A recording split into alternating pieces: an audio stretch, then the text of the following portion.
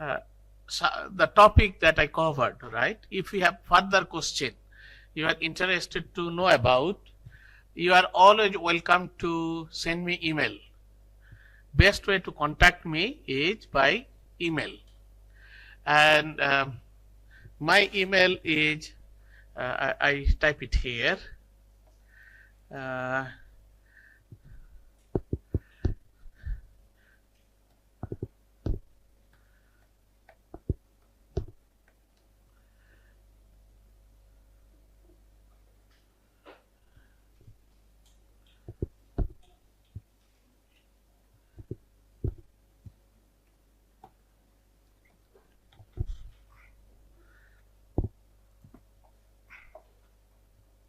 Best way to contact me is via email, and this is my email number, m.hussain@rgu.ac.uk.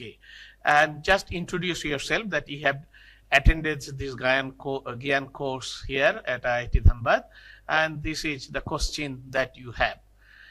Especially those who are doing PhD work and postdoctoral work, and if you have any technical question related to computational fluid dynamics or CAD design or the Python code that I will share with you to design the blade shape and twist angle, if you have any further question, feel free to contact me, okay, by email. My preferable contact is email. Most of the time, not most of the time, 99.99% of the time, I actually reply email within one day, okay. So I will encourage you to get in touch with any query you have related to this course or related to your research work that you are doing, some of the technical work. I know you started doing some CAD SolidWorks drawing, and if you want to do CFD modeling, please get in touch with me. Okay, I will be more than happy to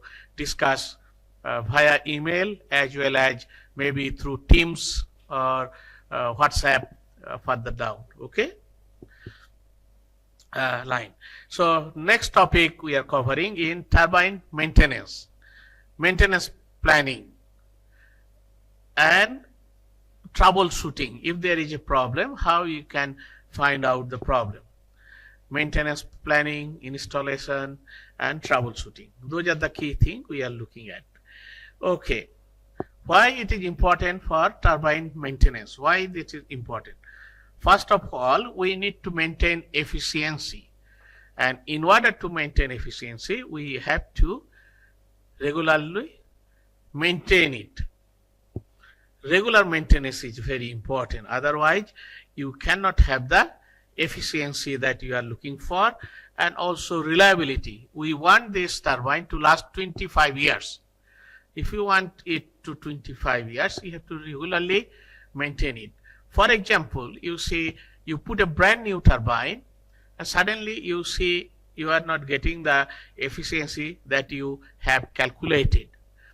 Maybe one of the reasons is some of the river debris get tangled up with the blade, and blade is not rotating perfectly. So this type of thing you have to understand what is the problem in and how you can then maintain that. Cost management is another important aspect. Okay, so preventative maintenance, what we talk about. So before it fail, you maintain it. If you have a maintenance regime, regular servicing that we call it, if you look at it regularly, then you don't have a sudden costly expensive repair needed suddenly. So those are the things. From the cost management point of view, you need to have a regular maintenance. Of course, safety is important. Blade, if you have a blade, you are rotating at high speed. If the blade comes out, what will happen? Yeah, it may go upward and come out of the water and fall into some people. That's very dangerous, isn't it? You're rotating a blade like this, it suddenly came out and it come out of the water and into some villagers who are trying to get water from the river or doing some work near the river. So that's a very dangerous thing to happen. From the safety point of view, from cost management point of view, to get your efficiency, and you want to last it for 25 years, you have to regularly maintain. So how do you maintain it? There are three different type of maintenance. One is preventative maintenance. That means you do it every year. You do a scheduled inspection. Maybe every 3 months you do a manual check. Maybe daily you do a quick check. Okay, so that is called preventative maintenance. You create a schedule, and within that schedule you inspect it, you service it, change the parts if needed. Bearing, you have a lot of bearing is prone to failure, right? So this type of thing you have to check regularly. So you made a maintenance schedule. Every 3 months you want to check, or every 4 months you have to check. Then you have corrective maintenance. So if something happen, you take action quickly. So something like you are hearing a noise, or the shaft is vibrating. Instead of waiting for total failure, you take some corrective action, maintenance. And another one is predictive maintenance. That's quite important, quite interesting. You use data and monitoring tool to predict and prevent potential use. That means you are monitoring the performance, and looking at the performance, you may think, oh, something may happen. You can predict if your vibration pattern is like this, more likely it will fail in next 2 months. So now you take a predictive maintenance. You can predict a failure based on the data, and then you take action to rectify the problem. So there are 3 type of maintenance that is available. Is that okay? Preventative maintenance, corrective maintenance, and predictive maintenance. Okay, to do that, how you do that? First of all, you have to have a plan, schedule. So you need to have a maintenance program that minimize disruption. So maybe you think about Friday night is the time when there is a less use of electricity, or maybe Wednesday night, less demand for electricity.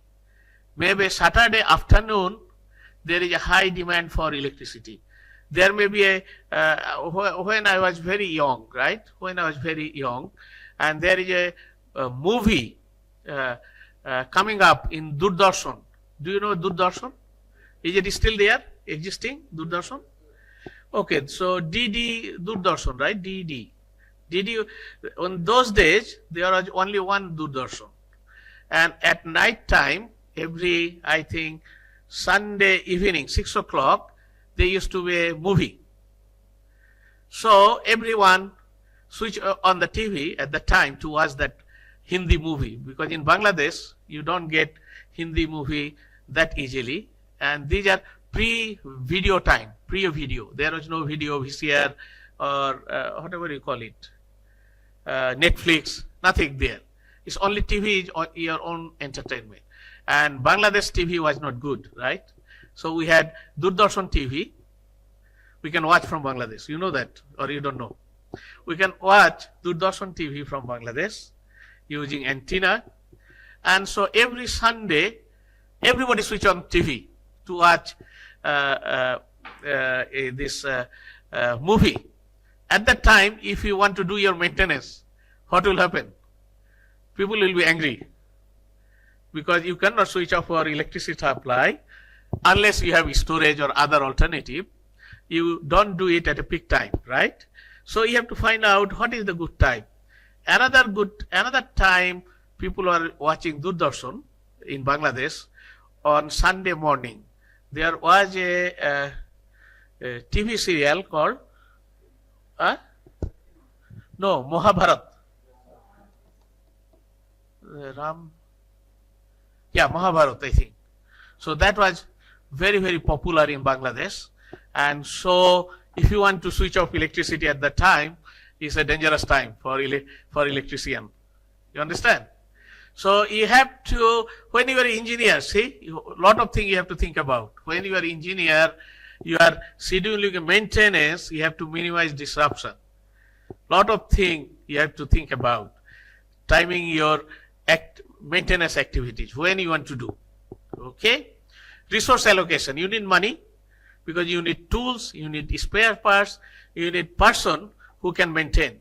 You may be a very good design engineer, you have designed the system, but you are not trained to do hands-on work, tightening a screw, opening it up, looking at what happening. That is not your job.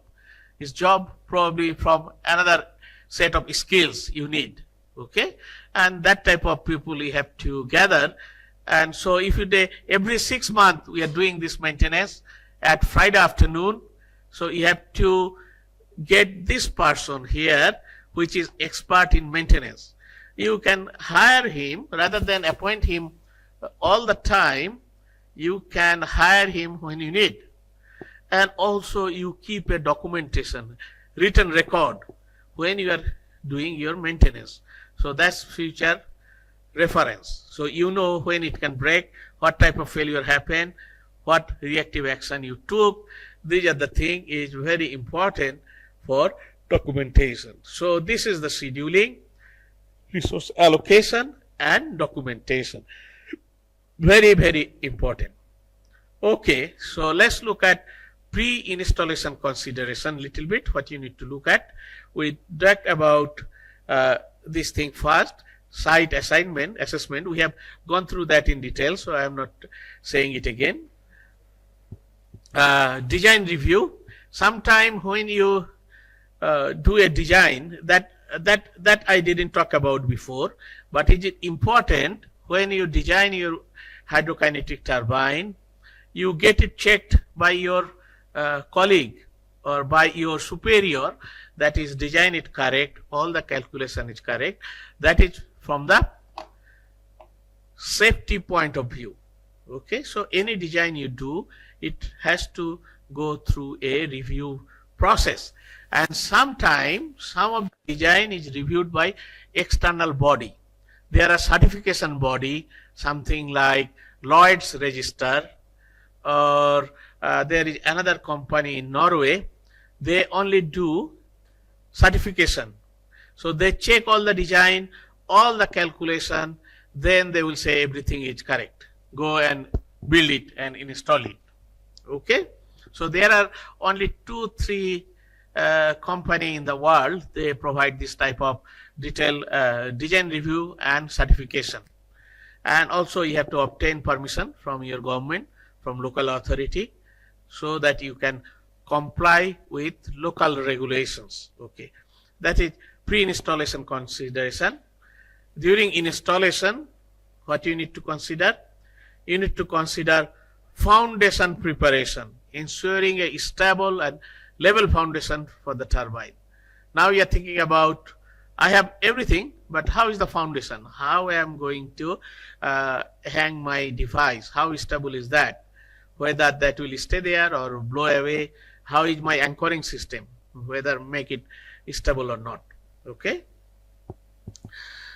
As I said, most of the design is modular design. It is better to design it in parts. So you can gather the parts, transport the part, and then assemble at the location. So you create your motor separately, you create your hub separately, gearbox separately, shaft you get it, you have your get your floater that we talked about, and all sorts of component. You bring it there, including rotor, blade, nacelle, everything, step by step do assembly at the site. Bring your component there. Then you have to align the shaft, precise alignment of component to ensure efficient operation. That is one of the very important characteristic.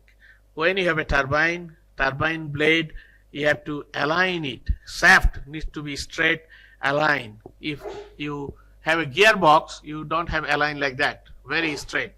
Otherwise you have vibration and things like that. alignment and calibration, very important. And then you do electrical connection. As I said before, we have gone into details of electrical wiring and connection and things like that in my previous talk. So these are the details you need. Okay, after installation, we talked about commissioning, right? After installation, what you do? You run it, you switch it on. That's the very exciting time, very dangerous time also. If something goes wrong, it can go wrong at the time, right? So you have to have, again, safety measure. Okay, so let's see. This is the one I'm to do. I have my blade, everything I design, fine, but I want to see it is rotating or not, first of all.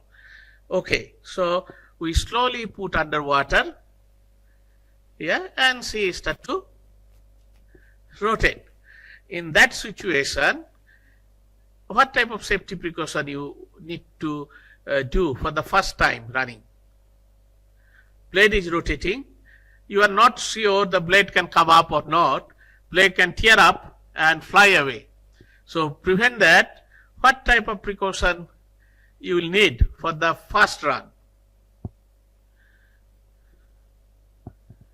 Somebody told me about net. Is not here. Net. So probably in the first run, you create an enclosure or net it to contain the blade. Failure. So in the first run, blade may fail. Okay, you don't know. We are just build it, try to test it. So for the very first run, it's a good idea to enclose it in a net. So if the blade comes out, it will be stopped by a net. So this type of precaution you need to do, yeah, when you are running it for the first time. Safety, risk assessment. What are the risks? Blade falling off. What will happen? It can fly and hit person.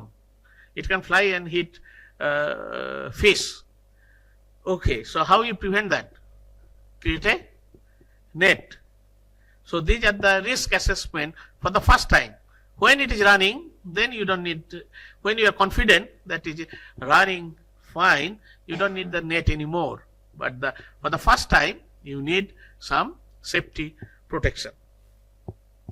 Then you have to look at performance. It is operating with the specified parameter or not.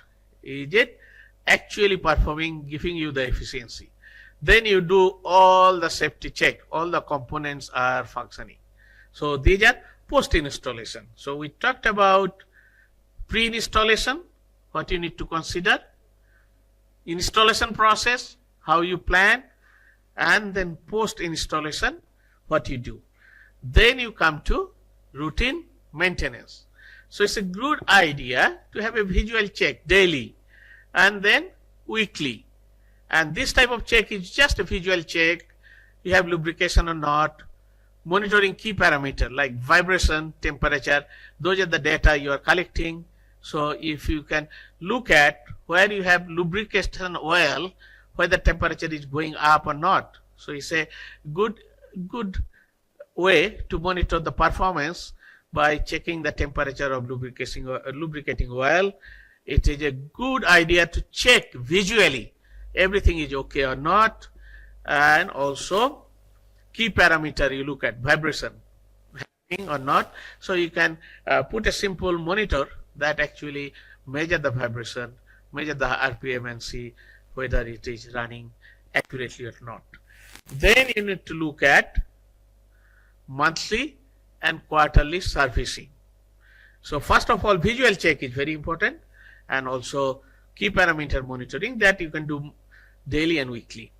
Then you go to monthly or quarterly servicing. So that means you look at detailed inspection, including bolt tightening. You know the bolt, you put the bolt. So you have to check the bolt is tightened enough or not, and if not, tighten it. So that are the checking happening every monthly or quarterly. Sometimes you have to change the filter and other system checks you have to look at. Okay, that is monthly or quarterly servicing. Then you can do annual maintenance. Maybe you close it, take it out from water, then you do a comprehensive inspection, you change some of the component, rotating component, if it needed replacement, that you do it. That is annual maintenance. Okay, you can run the system for 5 years. Our target is to run 25 years. Then you have major overhauls that happen every 3 to 5 years. In that case, you have to have extensive disassembly, open it up, maybe take the blade out, check the blade if there is any crack, any fatigue, anything on the blade, major inspection, and refurbishment if needed. If the blade is eroded, maybe you need some coating. We talked about the coating before, so you add some coating on the blade and things like that. These are large scheduled overhauls. You have to have everything in your maintenance plan. You start off with simple check, monthly, quarterly servicing, annual maintenance.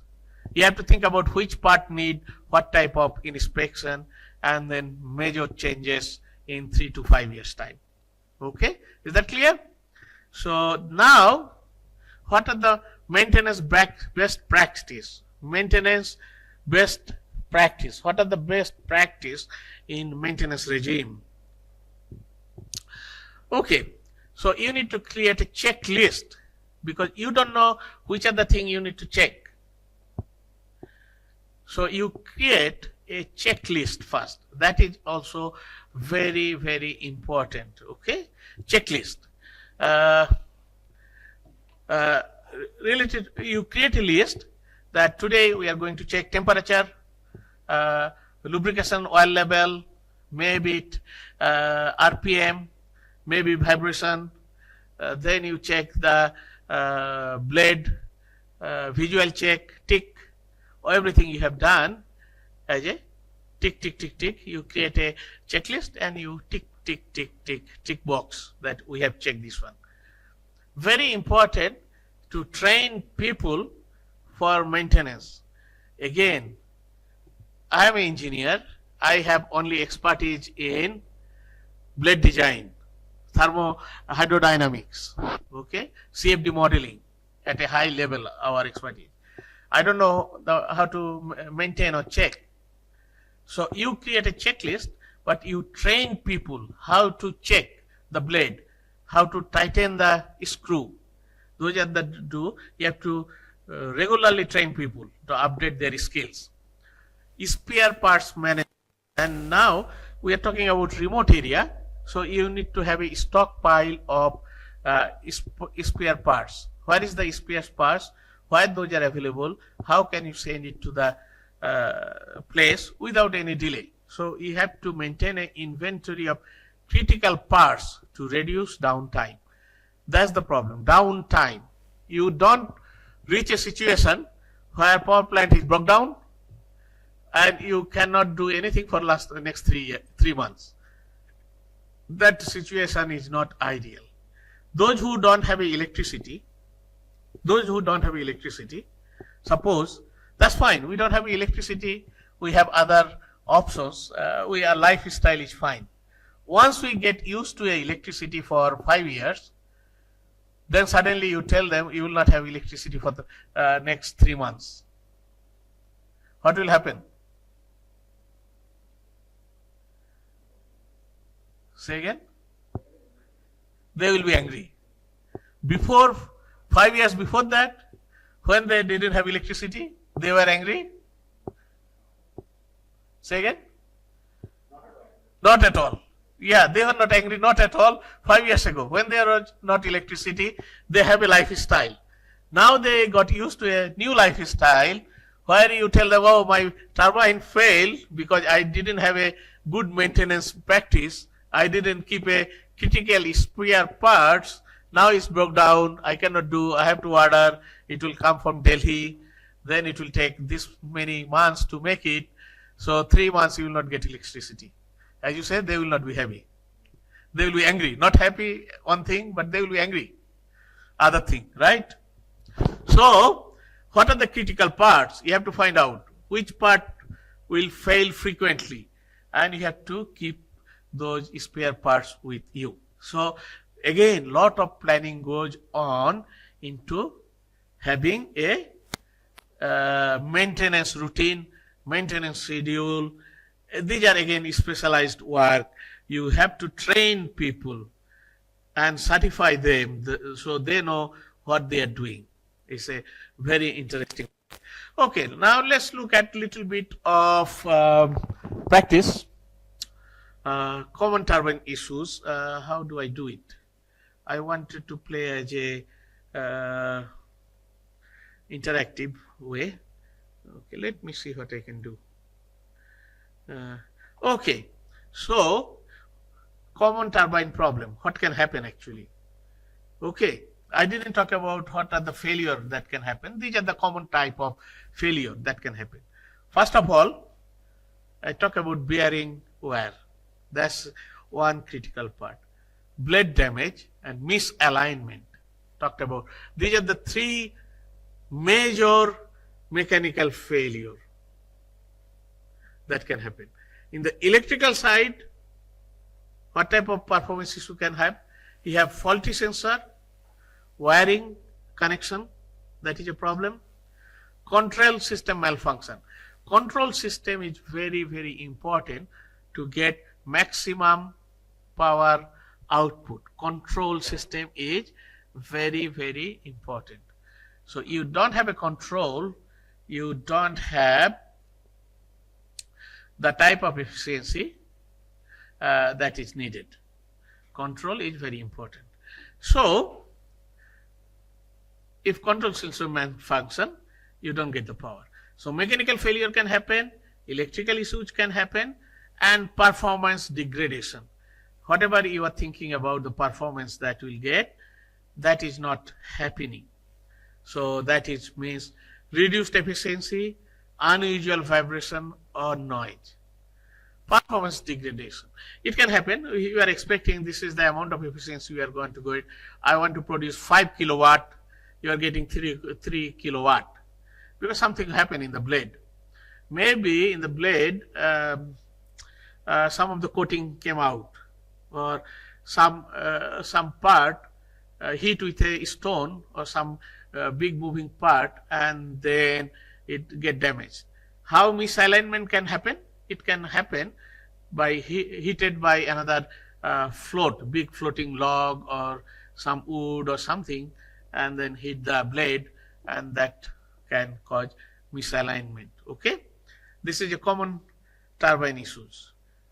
Another type of trouble. So if these are the problem, how we can solve it? We can have troubleshooting. We need to look at, okay, these are the problem. How we can detect those type of problem? We can have diagnostic tool. That means whatever the vibration, you can capture the vibration by using a tool. Technique is having there.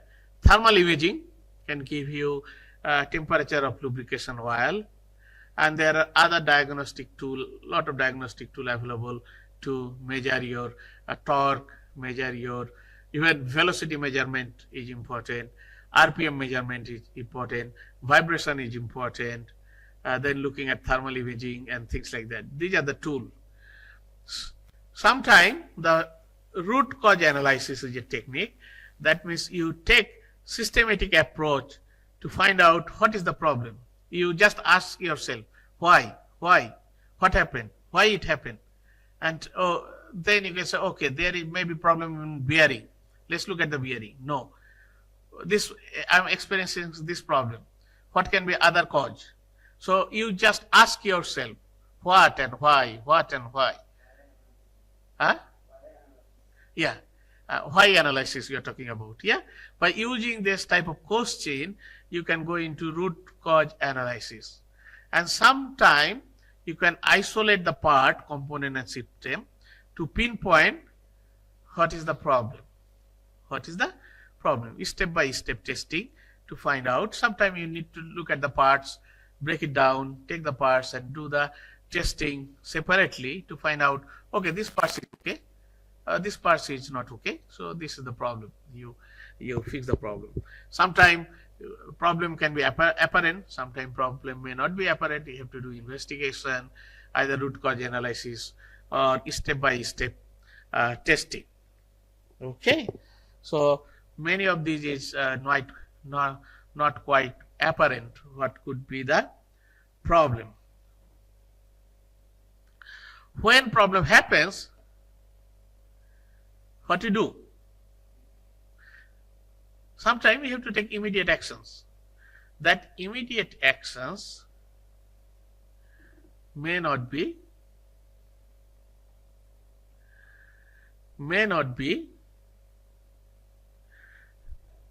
that immediate action may not be permanent fix, maybe temporary fix. So if it is a temporary fix, you have to come back and plan for a permanent fix. So you do determining temporary repair, then you have to plan that on that day, on that time, we'll do the permanent maintenance. Okay, you have to plan it. Again and again, I emphasize the importance of planning. Okay, then you carry out permanent repair, repairing faulty component to prevent it is not happening again and again. And also, if you record all those issues, that then help you to pinpoint problem next time, because you have a record, you go to the record, you learn from that record what happened before and what could be the possible solution. This is called knowledge. You are building up knowledge. You creating documentation, that means you are building up knowledge, and based on that knowledge you can then create predictive tool based on AI, artificial intelligence and machine learning, because you can train the model based on what happened before. These are the symptom, this is the outcome, and this is the repair method. Based on that, you can now have a artificial intelligence software. You just put the symptom, that will say these are the parts, you go and change it. Okay, there is a nice name for that, is a knowledge based, you build up on maintenance based on AI and ML. So let's look at some of the case study, how we can pinpoint the problem. Bearing failure. This is the most common mechanical failure we talked about. Most common mechanical failure we talked about. What is that? You have unusual noise, you have increased vibration. So you are running and you are seeing another tuck, tuck, tuck, tuck, tuck, tuck, or some type of noise you are hearing. Okay, so what is the increased vibration? The cause is that bearing failure. How can, this is the symptom, noise and vibration. How can you confirm that? You can look at vibration data analysis and thermal imaging to look at, because when there is misalignment, when there is unusual increased vibration noise, it will generate heat, and that heat can be picked up by thermal imaging camera. Okay, maybe your phone might have thermal imaging camera, or your iPad might have thermal imaging software. Okay, you can use that to find out where is the hot spot, and then you can find out, okay, this is the region you have. And what's the resolution? What's the solution for bearing failure? Solution for bearing failure is replace. And also, why the bearing failed in the first place? Maybe due to misalignment. Okay, then you align the shaft again. Okay, so what we are doing it here systematically, we are looking at unusual noise, you are looking at increased vibration.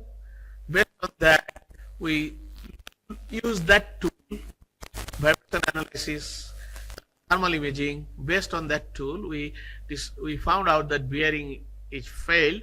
You cannot keep it running with that failed bearing, so you have to replace the bearing and then you align the shaft or check the alignment basically. Okay, another case study, electrical fault. What the symptom is? Control system malfunction, erratic operation. That means whatever voltage and current you are supposed to get, you are not getting. It's changing erratically, randomly changing. What you can do now? You can do electrical testing. You can do inspection of wiring. When you do electrical testing and inspection of wiring, then you find out there may be damaged wiring or wiring came out. Then you have to repair this damaged wiring, and if there is faulty sensor, give you wrong information, you also change the faulty sensor. Performance degradation. Another case study could be performance degradation. How it happened? Why it happened? Three things I talked about before. You remember that common problem is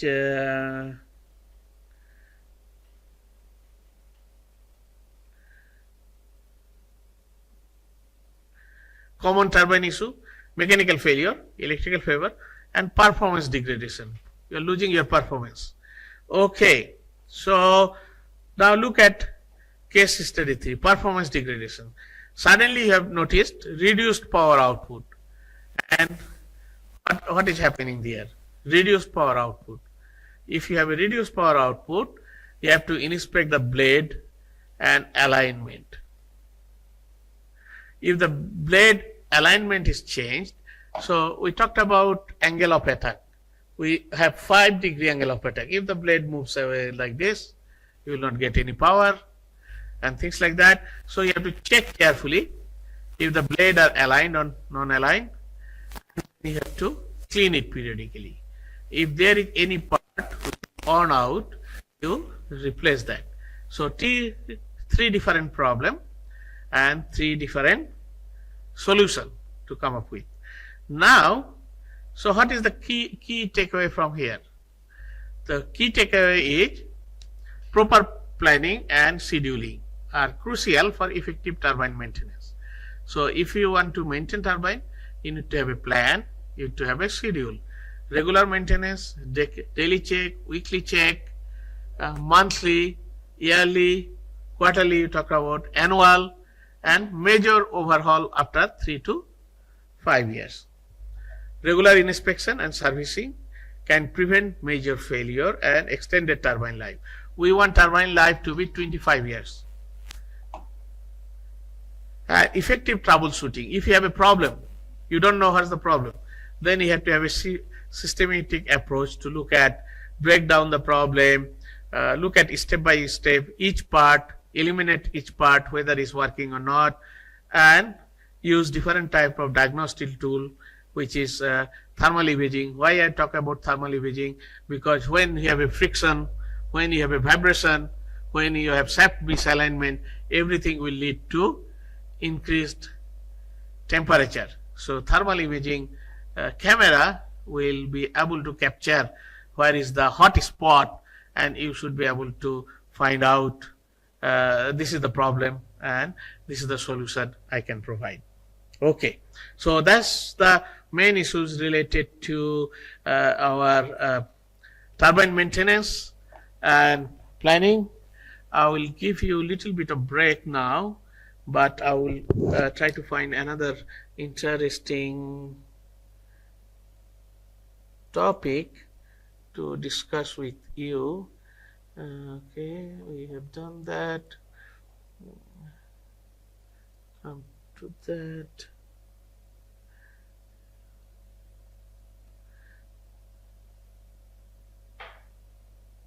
Okay, yes, I want to come to that.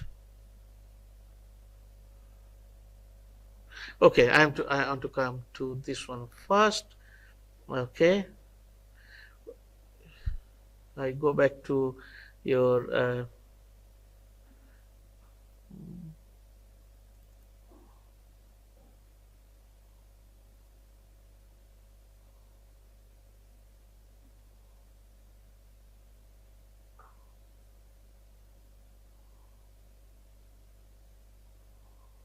okay.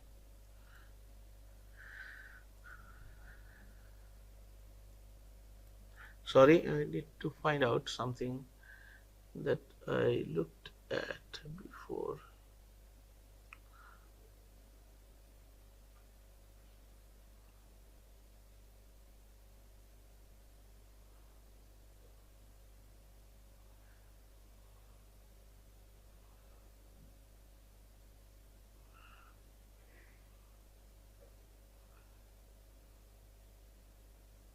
Okay, I found it. I can talk a little bit about that. So second case study we talked about electrical fault, where I talked about control system malfunction,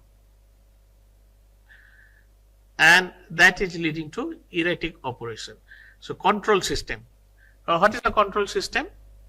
Control system is used to give you the maximum efficiency.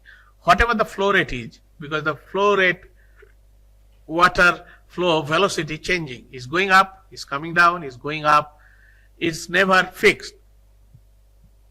When the velocity is not fixed, you have to control the blade pitch angle so that you get the maximum efficiency out. In order to keep maximum efficiency, what you need to do is, let me go back. In order to get maximum efficiency, you need to have this tip speed ratio. Is that the tip speed ratio? Yeah.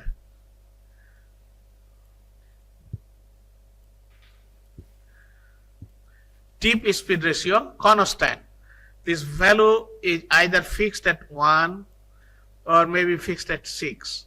This 1 is for vertical axis turbine. For horizontal axis turbine is about 6. You have to fix that tip speed ratio. That means if this value is changing, your tip speed ratio is fixed. That means you have to change rotational speed. This is also fixed, right? So you have to change rotational speed so that tip speed ratio remain constant. How do I write? I think I write tip speed ratio this sigma or gamma. Anyway, it doesn't matter. So what I'm trying to say is that when your turbine blade is rotating, you have to artificially change this velocity, rotational velocity, with the change of velocity of water, so that your tip speed ratio remains same, so you get maximum efficiency. But it is not always possible. How you can change the speed? There are two ways. One is to change the blade angle. One is to change the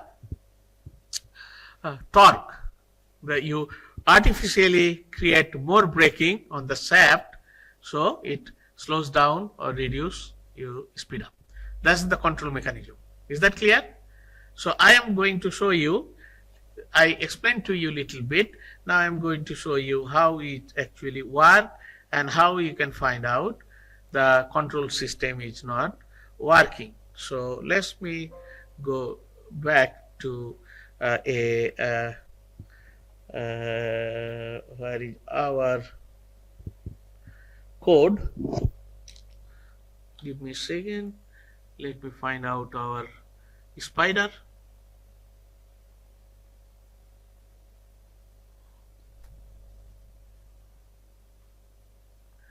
How you control the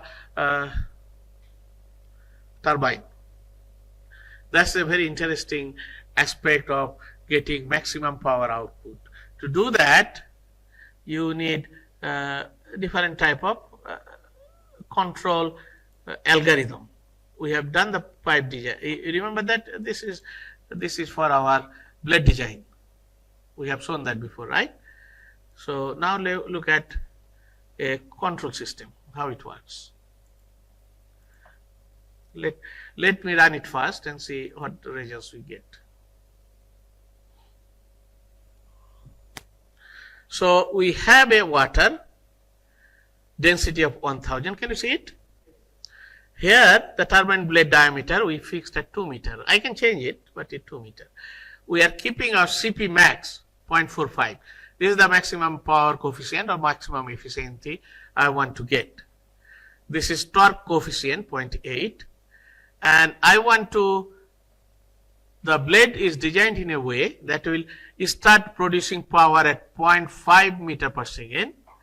It will produce maximum power at 2 meter per second. 2 meter power per second is our rated speed. At that speed, it will produce 5000 watt or 5 kilowatt.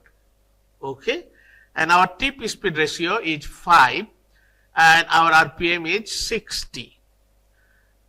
This controlling mechanism works by keeping RPM fixed. Keeping RPM fixed. That means efficiency will be all over the place. Or you can balance the torque to get maximum efficiency. We are keeping the RPM fixed at 600 RPM, so we have to balance the torque. And this is the control algorithm there. You want to change basically torque to control your power efficiency, because at low velocity you will never get maximum power. Obviously it is not designed for that. Okay, what you can do is low velocity you can try to extract maximum efficiency, maximum power that is possible. You keep the torque either constant or change the torque and things like that. So what happening? Let's look at happening. This is our velocity. This figure, first of all, look at it here. This is, you are keeping your power 0 up to this point. Then at 0.5 meter per second you start to produce power, and at 2 meter here, 2 meter, you are producing 5 kilowatt. So at this zone you need control, because suddenly your velocity can drop from 2 to 1.5, or it can drop to 1.8, or it can drop to 1.5, or it can go up higher. In that case, if you have 5 kilowatt here, 5 kilowatt, and so whatever the velocity going up, 2.5 meter, 3 meter, power output is not coming anymore. You are not increasing the power anymore. You cannot get it. If you want to run the blade at a higher RPM, that will break your bearing, that will break your gearbox, that will break your generator. So you don't extract more power. You try to hold it tight by using torque or changing the blade angle. Okay, then after 3 meter per second, you actually say, oh no, I am not running it anymore because this is dangerous. So what you can do? Now tell me what you can do. Huh? How? Because it's in water. Say again? Control. Yeah. So there are two options. One is you have to make the drag very high, make the lift 0, or usually you lift it up, because you put your turbine like this or in water and up. So you have to, I told you before that when you sink a turbine blade like that, you must have an option of taking it out of water. Is that okay? Yeah. So this is the situation that is happening. You see, our control mechanism is preventing it from generating power. Okay, by how? By changing the pitch angle. You see that in this case, the bottom one, you have after 2 meter per second, you change the pitch angle, and after 3 meters per second, it increase the pitch angle so much without taking it up. Now it's not be able to rotate. Whatever the flow is coming, is increasing the drag and reducing the lift. If there is no lift, it will not rotate. Okay, by balancing the pitch angle. See, this is the pitch control system. Look at this figure. Up to 2 meters per second, you don't need to change the pitch. You reach your rated condition here, then your velocity start to go up 3. Oh, that's becoming dangerous.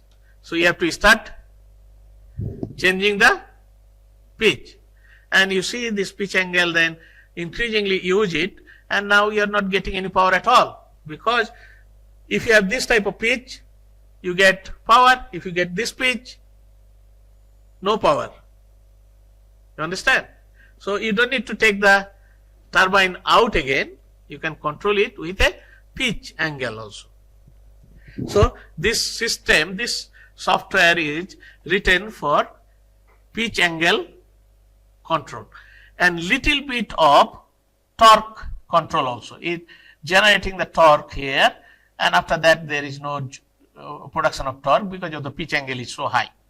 In terms of efficiency, if you look at the efficiency varies from 0.5, you get efficiency of 0.1, and if you go up to 2, you get the maximum efficiency of 0.45. So this is a nice control algorithm, and that algorithm help you to control the turbine. Is that clear?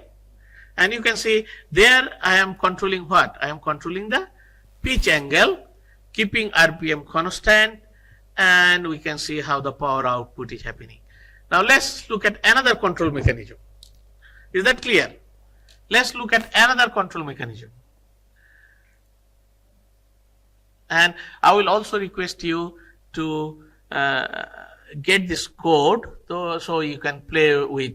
I have spent some time writing this code, so those code will be interesting for you. Yeah.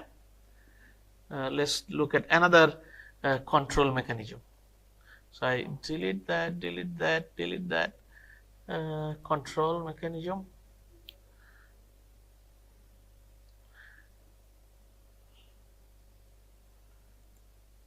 Now, what you see? What you see? What type of control mechanism is here? We are balancing both. Here, look at this figure and this figure. This is your changing your pitch angle with velocity. Okay, let's start from here also. This is your water velocity. This is your power output. In this case, again, at 0.5 meter per second, blade start to rotate. So this is called, somebody told me, those who are doing PhD yesterday, is a self-starting type of term you used before. Or starting velocity is, you need certain velocity to start the turbine, right? Something like that you talked about? Anybody?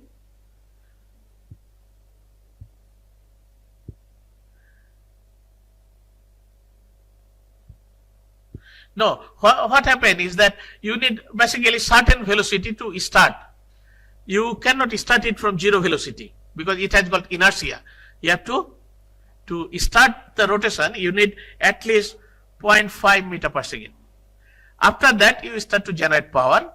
Power start to go up. Maximum power you get is 5 kilowatt at a speed of 2 meter per second here. After that, velocity goes up. Power doesn't go up. Why? What's happening? Why velocity going up, power is not going up? Now you started your control mechanism.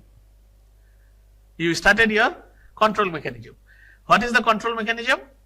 You adjust pitch angle. There are only two control.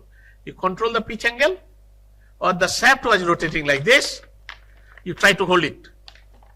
You hold it, get brake. Artificial brake. So two way you control the power. One is blade angle rotation, okay, that give you less lift force. Another way, you're rotating it, hold it tight or lose it. RPM change. Okay. So in this case, what is happening? You have your power here in this zone between the velocity 2 meter to 3 meter per second. Control system kicked in. Control system working here. And it's not allowing to generate more power, though the velocity is high. And this is your thrust acting on that. After 3 meter per second, you don't want to produce any power because this become dangerous. So you need to have a very high angle of attack. At the same time, you are controlling that by torque. So here you have two controlling mechanism working at the same time. You are controlling that pitch, you controlling that torque. What is the advantage of that? You are maintaining the efficiency over the whole range. If you remember previous control system, I am going to show you again. Here the efficiency is not 100% here. That means you are not generating, here you are losing some power. In this curve, you are losing some power because your efficiency is not 100%. You can keep your efficiency 100% by changing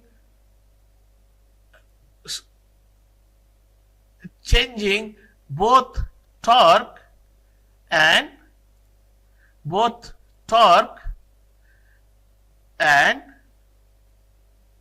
where is that? Sorry, you can get efficiency, not this one.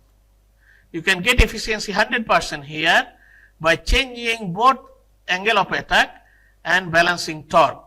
That give you 100% efficiency over the whole working range. That means here you are producing more power output compared to other setup. What is the other setup? This setup. Here you don't have 100% efficiency in between 0.5 and 2 meter per second. You lose some efficiency. You are generating little bit of less power here. However, you are generating more power here because you are running at 100% efficiency over the whole range.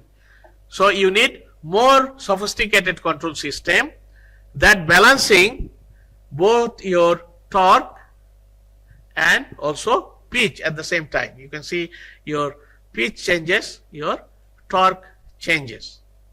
Is that clear?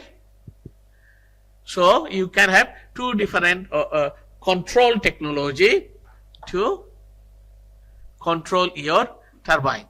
And if the control system fail, then you go back to your electrical failure, what we talked about here, control system malfunction, and you don't get correct output, erratic output. So if you have your control algorithm, you should be able to predict what type of output I am supposed to get and what is the output you are getting, and then you can think about this problem is due to control system. Okay, let's look at other complex control system, another complex control system. Okay, let's see what we have or not. Much more RPM fixed variable RPM turbine RPM. Okay, let's see another control system. Much more sophisticated control algorithm is needed. So let's open that file. Control engineering is very very interesting engineering. So let's see if I can run this.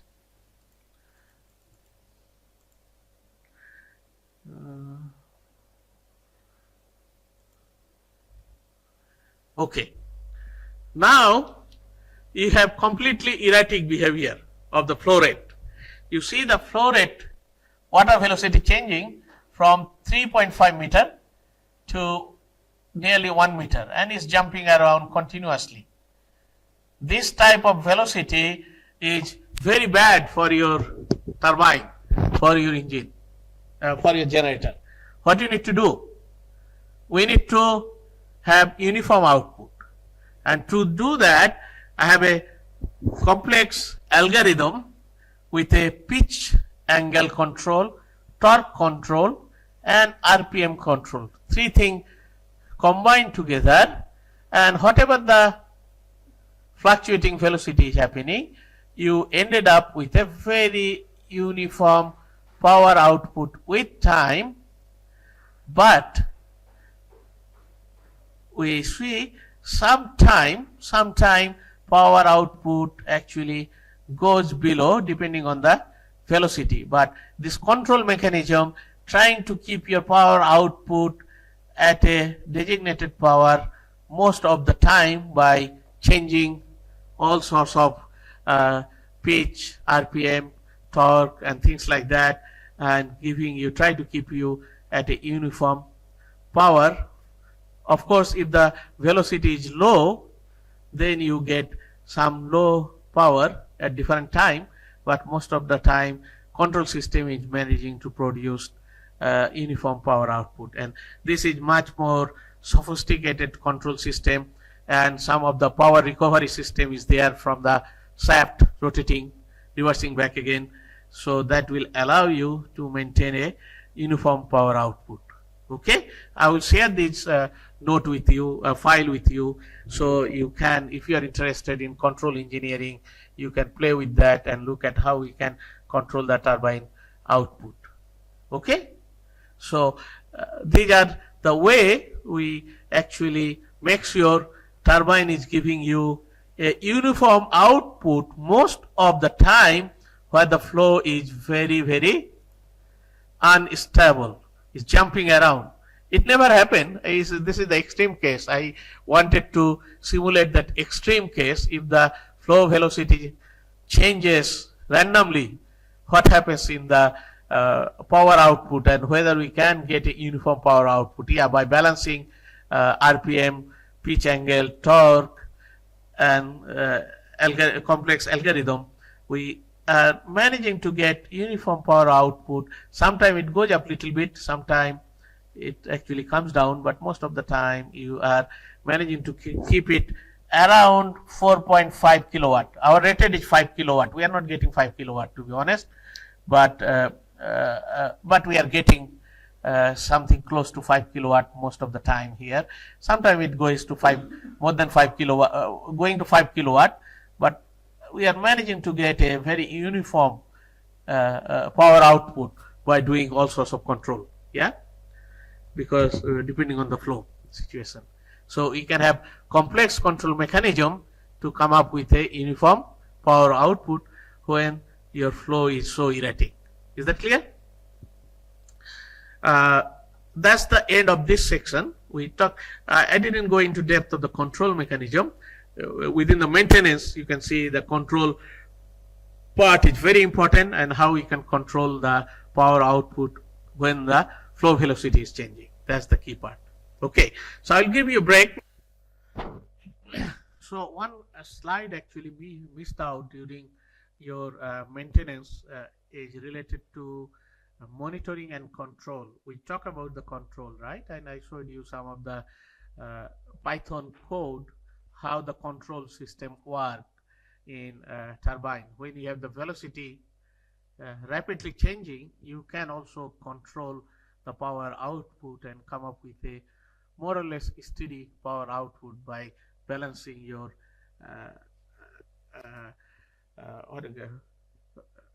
that angle and also torque. Okay, so what I missed out is in order to have a physical system, you need to have a monitoring, and the monitoring system include sensors. So you have to have sensors to measure velocity, accelerometer, strain gauge. Those are the important devices you need to collect real-time data. So you can take this data, only then control mechanism can kick in and control the power output.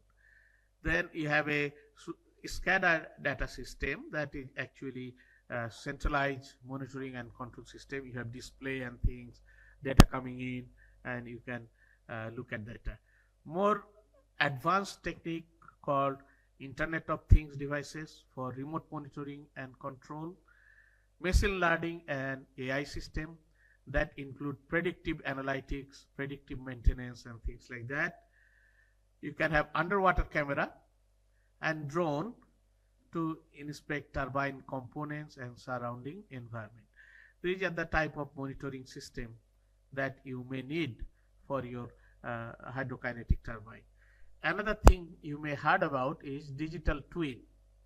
What it is very similar to what is happening in physically. You create a computer simulation of that visual performance of that unit, which is running in your computer, and it producing data based on the physical model as well as data coming from your actual field, and you can continuously say the difference between your physical prediction from a digital twin, which is computer simulation plus physical data, and you can see if there is a difference. You can have a predictive type of maintenance kind of thing. Okay, but in terms of control, you really need to measure flow velocity, because every thing depends on flow velocity. When the flow velocity change, you need to have your control mechanism kicked in, and I have shown you 3 different control algorithm how it works. Either you can control the pitch, or you can control the torque, or you can control both pitch and torque and RPM, and even in erratic condition where your flow velocity changing rapidly, you can maintain more or less uniform power output by having a clever control mechanism. Okay, now the last topic I'm going to talk about is little bit of this type of maintenance for real application. Okay, so let's look at some of the we have seen it before, right? So some of the real case. Okay, some of the real case. Okay, before I do that, I didn't actually have I had a nice case to show you in Nepal, but I don't have that now, so I can show you another one.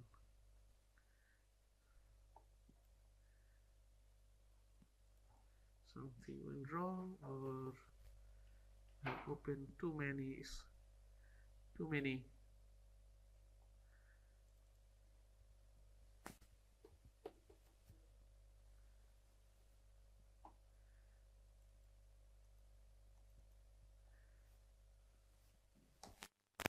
Okay, fine. Now I cannot go back.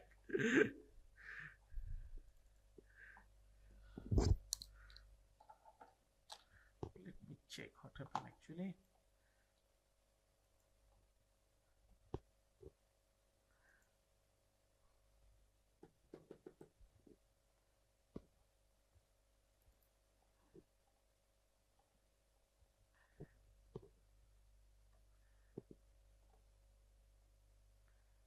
Sorry, give me a second.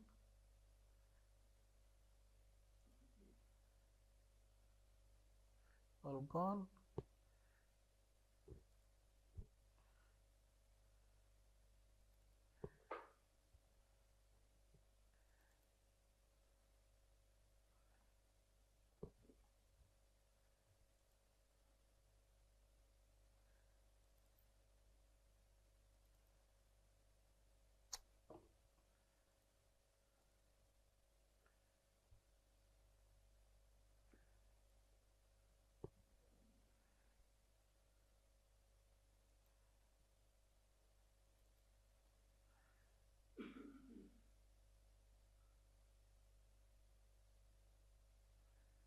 Control key.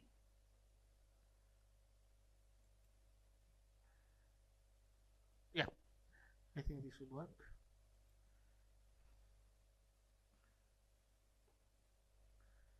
It's not working. Anyway, so whatever happens, let me start show you some studies and maintenance topic. So one of the 5 kilowatt uh, installation is done uh, in Nepal. So the one in Nepal, this is not actually the one because I didn't get the photograph from Nepal. So I will explain the Nepal one first, then I will come back to this one. One of the one is Nepal is in a very remote area.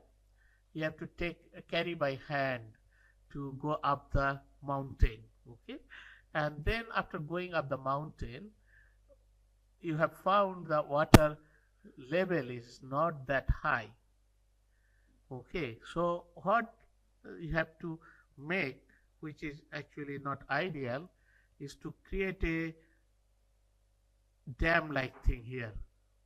Put lot of stone in the river here, and in this side put lot of stone in the river.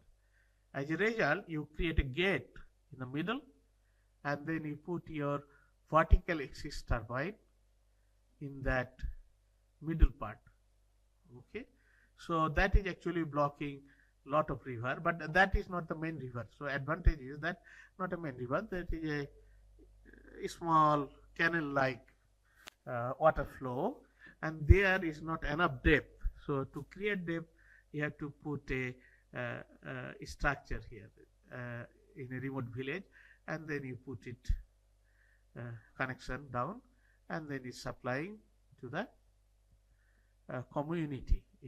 That is, I'm talking about Nepal. I will come to this figure in a minute. I'm just trying to explain the Nepali one, which is 5 kilowatt, and that actually created a lot of electricity supply, because they used to have some places solar energy, some places not that solar, but this continuous supply of electricity there created little bit of business in terms of they are managing to keep refrigeration unit, managing to keep some medicine there, and some vaccine, because most of the vaccine you have to keep in cold storage or cold fridge. So that benefited from keeping the vaccine there, and having a refrigeration unit helping them, and getting a continuous electricity also change their lifestyle, having education at night. You can do some study at night and things like that. That is in a remote area in Nepal, 5 kilowatt installed. Okay, so this one is some other place, which is Colombia. If you see the river, it's bended like this. This is the community here. This community is supplied currently by diesel power, diesel engine, and so it is creating environmental pollution. Okay, and this is a off-grid riverine village in Colombia. What is advantage of that? This is the location here.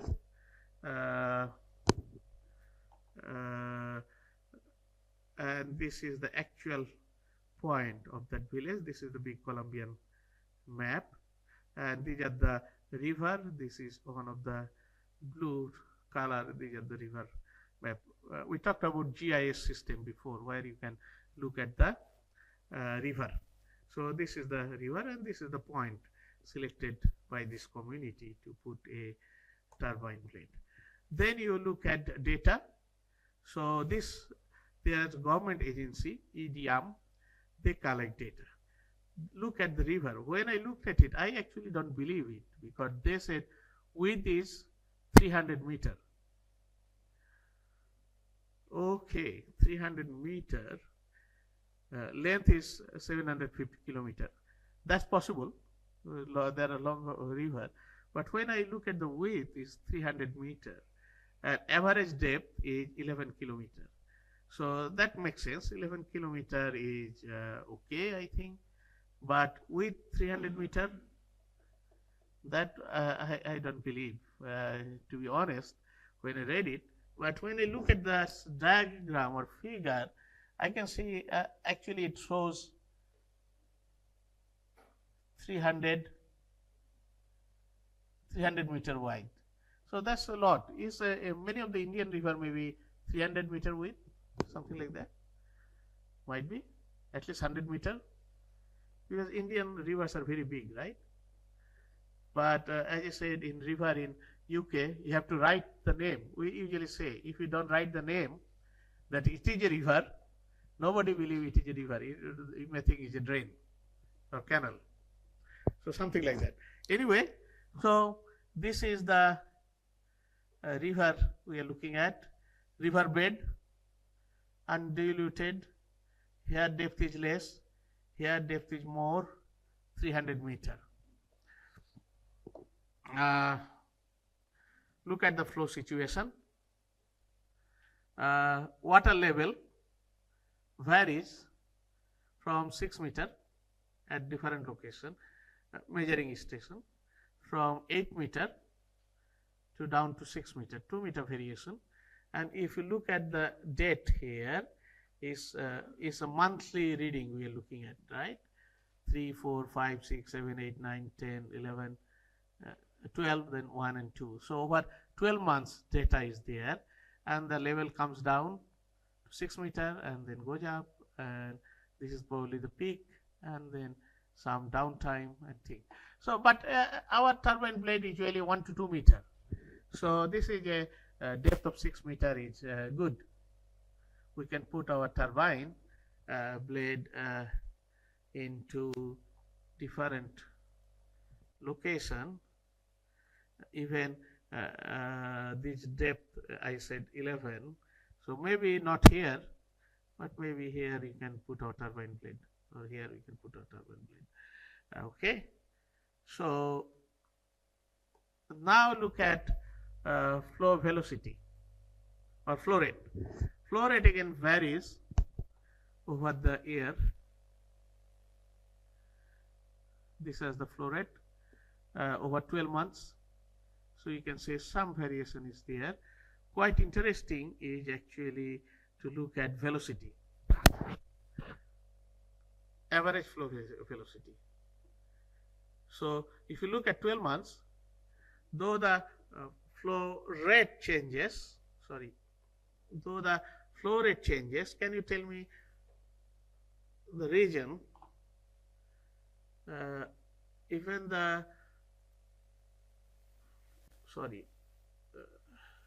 flow rate has a large variation, your velocity doesn't have a large variation, it's most or less uniform over the here. Why is that? Can you say what is the reason? Possibly because flow rate changes as water level also changes. So that is keeping the velocity more or less uniform, because now when the flow rate changes, water level also changes, but the velocity remains the constant, because your velocity is flow rate divided by cross-sectional area. So cross-sectional area changes, water level changes, but the velocity remain more or less constant. The question is that the good amount of velocity for a turbine?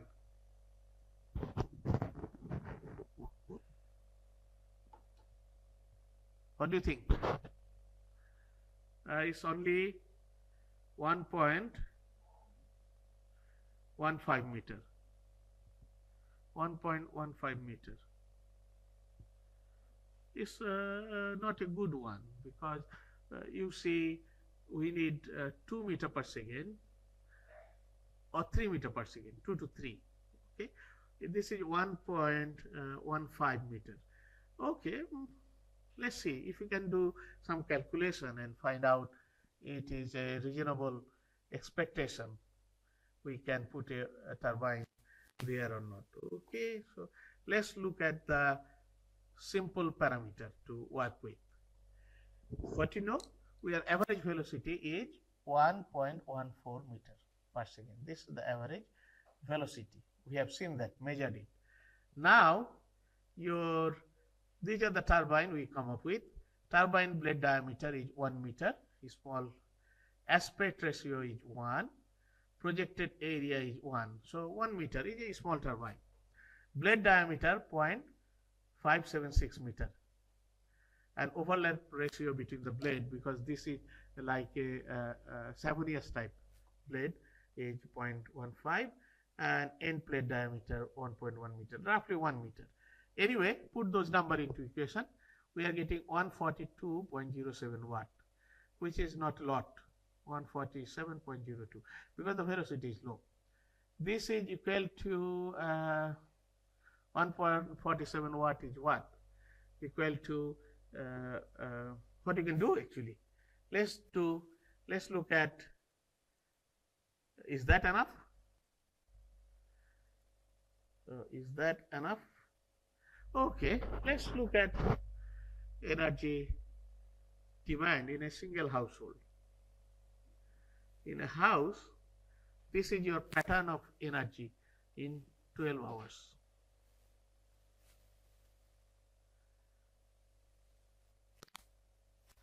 So it started off with 400, drop, drop, drop, drop, drop, drop.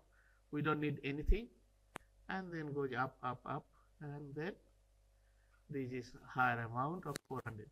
So roughly 400 is the maximum we need, and our turbine can provide 147. In terms of kilowatt hour, we have 1245 kilowatt hour in that location, and our need is 252 kilowatt hour for a single house.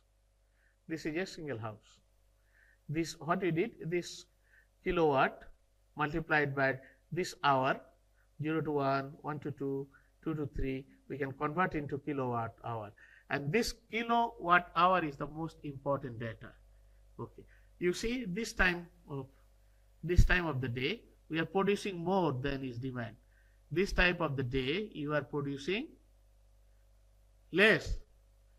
This is you are producing, this is the demand. There is a much difference in that demand. Over the year, we are requirement 252 kilowatt hour, our one household installation, and our expected output of power is 1245 kilowatt hour.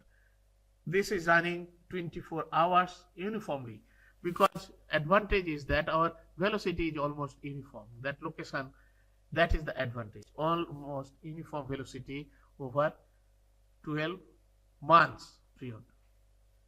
Uniform velocity all the time, uniform velocity all the time. So that is the big advantage in this location. Okay, now can we use that? What you can do? Now my question is, what you can do? If you have 25 houses there, for each house we need 2, right? 2 turbines. We need 2 turbines. For each house we need 2 turbines. And so maybe we can create some array of the turbine arrangement, because we can go back to the river again, and that will help you to decide. 300 meter width. Remember that width I was talking about. So you can actually populate this area with lot of turbine, which is one is 1 meter width. So if you keep it here, maybe you can put 100 turbine, 100 meter across. Okay, and then that can generate power. Each house you need 2 for each household over the year, 2 turbine, because that simple mathematics is actually very useful. This formula, simple mathematics here, is actually very useful to design your turbine system for a particular location. And this is your demand pattern. If you know your demand pattern and your production, this area you can need to have some storage, but using 2 turbines for each house, which is possible, you can supply that village. Of course, you have to have a cost-effective analysis. So, as the end of the day, we call it is the economy. Without economic benefit, you should not be able to use any of the fancy technology, any of the technology we develop. So our lecture tomorrow morning, I have one lecture tomorrow morning that is actually following on economy. Last topic is based on how we can get money to build this type of hydrokinetic turbine and what is the cost associated with hydrocarbon turbine and how we can make it profitable. So that will be the key focus on tomorrow's lecture. So today's lecture I will finish it here.